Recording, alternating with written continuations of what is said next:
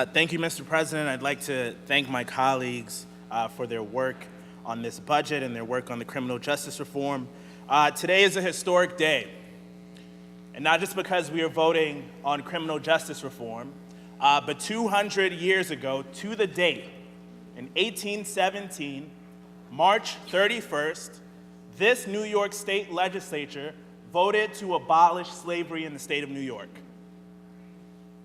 A legislature that looked very different than how it looks right now, but a legislature that was faced with a question that we are still facing today.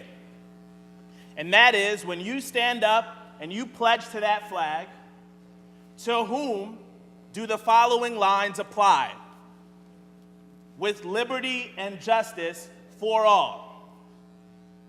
Is it liberty and justice for the rich?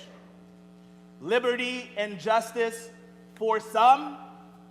Or is it liberty and justice for all? Reforming our bail system, reforming discovery, and reforming speedy trial is about justice. Make no mistake, there is a direct line from slavery to our mass incarceration complex. And just as this legislature 200 years ago was faced with the question of slavery, today we are faced with the question of liberty and justice. I stand proud today before you in a body and a chamber that wouldn't even let me in the door 200 years ago.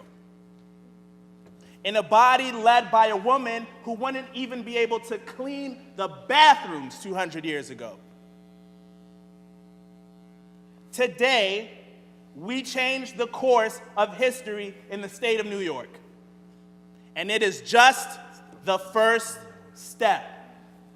So I urge my colleagues to join me in voting to free our people today. Once again, Mr. President, I vote aye.